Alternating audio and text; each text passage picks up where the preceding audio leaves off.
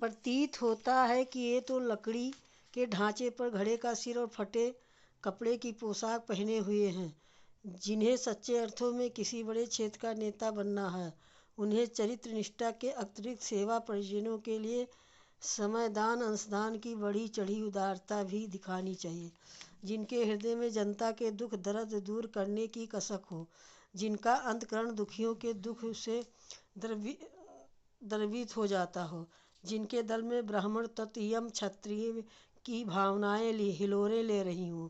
उन्हें जो सच्चे अर्थों में जन जन के हृदय में वास करना चाहते हो, ऐसे नेता बनने के इच्छुकों को हमारा ये परामर्श है कि भविष्य चरित्रवान नेताओं का है। यदि आप में ये योग्यता ना हो तो विकसित करें। नेतागिरी का धंधा अब अधिक दिन चलने वाला नहीं है। बेहतर है समय रहते चेता जाए, अन्यथा महाकाल का चक्र उन्हें कहीं का नहीं छोड़ेगा। मनीषियों में वैज्ञानिकों और दार्शनिकों का वर्ग भी आता है।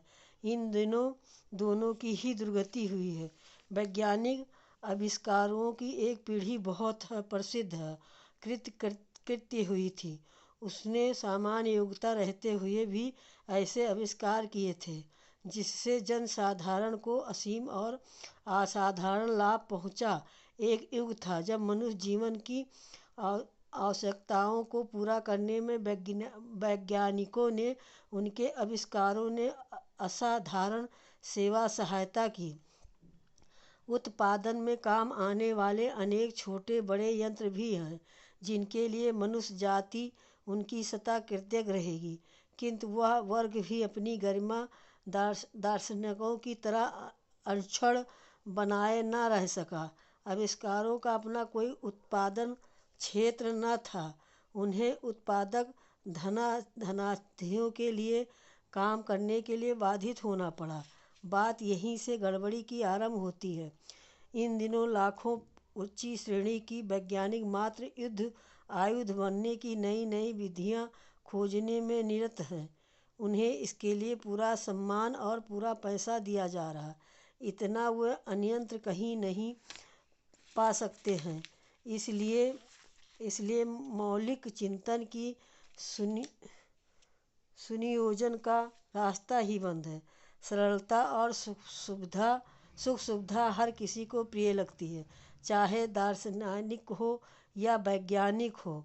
स्थिति को देखते हुए ये भी कहा जा सकता है कि दोनों ही क्षेत्रों में मौलिक विचारशीलता समाप्त प्राय हो गई है। दोनों को ही अपने मालिकों के लिए धनाढ्य इच्छाओं के लिए काम करना पड़ रहा है। ये दुर्भाग्यपूर्ण दुर्गति है। इसमें उबरा कैसे जाए? उबारे कौन? वैज्ञानिक के लिए कुटीर उद्योग से संबंधित अगणित यंत्र ऐसे बनाने के लिए पड़े हैं जिन्हें बनाया जा सके तो असंख्याओं को बेकारी से त्राण पाने का अवसर मिले और अभयभंजय कठिनाइयों से पीछा छूटे। घरेलू आटा चक्की, घरेलू तेल कोल्हू, घरेलू चरखा करगा, लोहाड़ी, बढ़ईगिरी की मशीनें, कुम्हार के चाक जैसे यंत्र ऐसे निकल सकते हैं जिनके सहारे सामान्य जीवन की सुविधा भी बढ़े और आमदनी भी। सस्ते पंप सेटों की हर जगह आवश्यकता है। कागज बनाने का उद्योग हर देहात में चल सकता है। सूर्य की गर्मी से चलित भट्ठी या चूल्हे से मुफ्त में गर्म पानी मिलने और वस्तुएं पकाने सुखाने के काम हो सकता है। बैलगाड़ियों में सुधार की भारी गुंजाइश है। मोटरें और साइकिल भाप से चल सकती है और महंगे पेट्रोल का स्थान ले सकती हैं। इन सब कार्यों में अपने वैज्ञानिक पूरी तरह समर्थ हो सकते हैं और उन यंत्रों के उत्पादन का एक नया बड़ा उद्योग चल सकता है, पर ऐसा कुछ नहीं हो रहा। गोबर के अतिरिक्त दूसरे सस्ते वनस्पतिक खाद भी अभिकृत हो सकते हैं। पशुओं के लिए खेतों में सस्ती अधिक फल वर्ष भर देने वाली घास उगते तो पशुपालन घाटे का सौदा न रहा होता। जापान जैसी लगन हमारे वैज्ञानिकों निर्माताओं उद्योक्ताओं को लगी होती तो अपने देश के मनीषी ही इस क्षेत्र में चमत्कार करके दिखा सकते थे। पर ऐसा हो कैसे, जबकि सबको अधिक कमाने की हाथों हाथ सुविधा समेटने की पड़ी है। प्रतिभाएं विदेशों की पूंजीवादी राष्ट्रों की ओर भागती चली जा रही हैं। यही बात दार्शनिकों मनीषियों के संबंध में भी है। समय जिस तेजी से बढ़ा है उसी तेजी से समस्याएं भी उपजी तथा उलझी हैं। वो सभी अपने समाधान चाहती हैं, बुद्धि संगत, व्यवहारिक और तथ्यों पर निर्धारित हैं। ऐसे मार्गदर्शक साहित्य लिखा गया होता, छपता और पाठकों तक उचित मूल्य में पहुंचाता तो कैसा अच्छा होता, पर दिखता इस क्षेत्र में भी अंधेरा ही है। पुस्तकों के नाम पर पहाड़ के बराबर हर दिन कागज काला होता है। पत्र पत्रिकाएं भी आए दिन एक दिन गोदाम खाली कर देती हैं।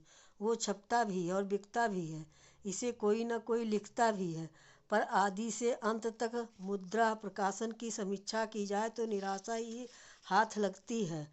अब उन मनीषियों की पीढ़ी मिटती चली जा रही और जन समस्याओं पर सामाजिक व्यवहारिक एवं तथ्यपूर्ण प्रस्तुतिकरण अब अपना कर्तव्य समझते हैं। अब वे कार्ल मार्क्स कहाँ हैं जो 17 वर्ष की निरंतर परिश्रम साधना कर एक ग्रंथ लिखे।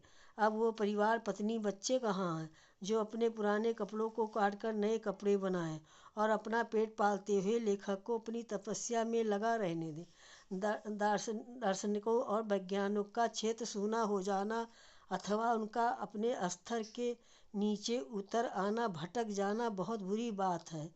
इस स्तर को ब्रह्मचेता लोग जब भटकते हैं तो दिशा ब्रह्मा देने वाला, हैरानी में धकेलने वाला कृत्य रचते हैं तो उसकी प्रतिक्रिया अत्यंत भयंकर होती है।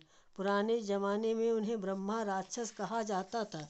वैज्ञानिक और दार्शनिक हमारी एक मुहिम है, वैज्ञानिक को भड़काएं कि युद्ध के घातक शस्त्र बनाने में उनकी बुद्धि सहयोग देना बंद कर दें। तब उनका मस्तिष्क ऐसे छोटे उपकरण बनाने की ओर लौटेगा जिससे कुटीर उद्योगों को सहायता देने वाला नया माहौल उफन पड़े। लेखकों दार्शनिकों का अब एक नया वर्ग उठेगा। वह अपनी प्रतिभा को बलबूते एकाएकी सोचने और एकाकी लिखने का प्रयत्न करेगा। मस्तिष्क के कपाट खुलते जाएंगे और उन्हें ये सूझ पड़ेगा कि इन्हीं दिनों क्या लिखने योग्य है और मात्र वही लिखा जाना है। दार्शनिक और वैज्ञानिक दोनों ही मुड़ेंगे। इन दोनों खानदानों में से ऐसे नवरत्न निकलेंगे जो उलझी हुई समस्याओं को सुलझाने में आश्चर्यजनक योगदान दे सकें। ऐसी परिस्थितियों में विनिर्मित करने में हमारा योगदान होगा, भले ही परिच्छ होने के कारण लोग उसे अभी देख या समझ न सकें। 5 अमानतें जो ईश्वर से प्रयोजनों में ही लगाई जाए। इस कहानी को यहीं पर विराम देती हूँ। सुनने के लिए बहुत बहुत धन्यवाद और सब्सक्राइब करने के लिए दिल से धन्यवाद।